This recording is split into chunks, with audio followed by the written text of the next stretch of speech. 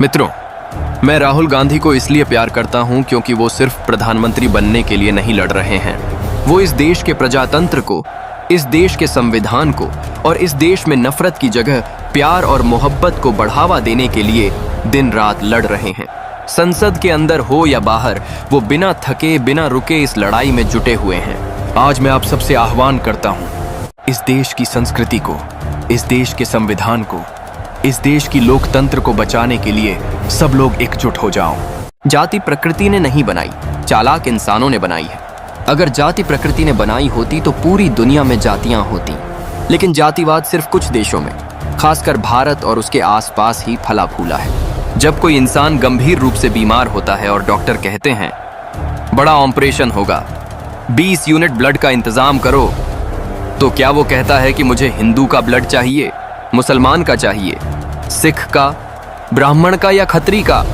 नहीं, वो चीख चीख कर कहता है जो भी हो खून दे दो, मेरी जान बचा लो।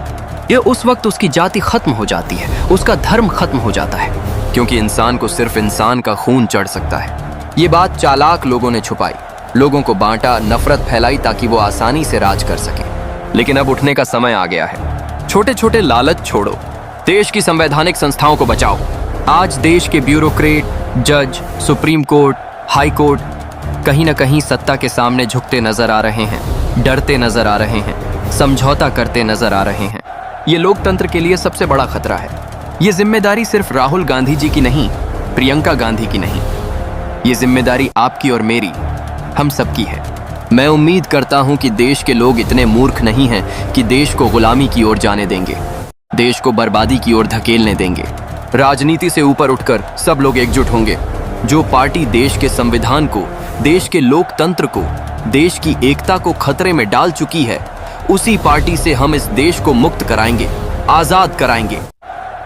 मित्रों, यह दमदार भाषण माननीय राजेंद्र पाल गौतम का था। और आगे सुनिए राजेंद्र पाल गौतम की दमदार आवाज। मैं राहुल गांधी को प्यार क्यों करता हूँ? क्योंकि वो व्यक्ति, उसकी इच्छा देश के केवल प्रधानमंत्री तक उलझने वाली नहीं है।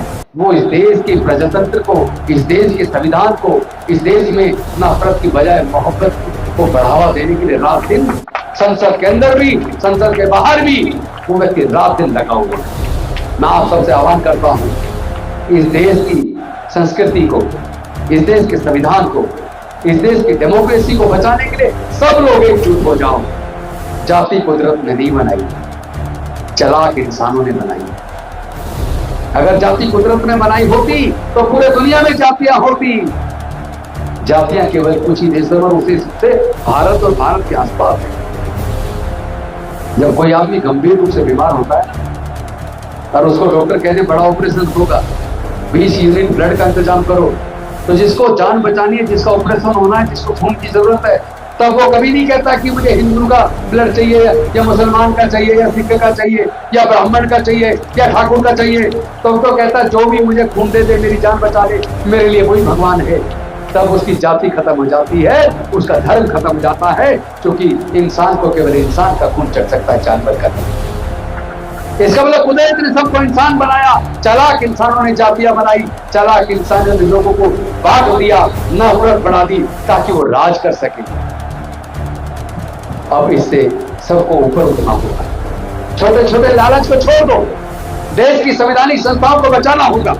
आज देश के ब्यूरोक्रेट, देश के जजेस, देश की जांच एजेंसियां, देश के सुप्रीम कोर्ट, हाई कोर्ट के जजेस कहीं ना कहीं कॉम्प्रोमाइज नजर आते हैं, वो भी डरे हुए नजर आते हैं, सत्ता के सामने पूरी तरह समर्पित नजर आते हैं। और ये डेमोक्रेसी के लिए बहुत खतरनाक है।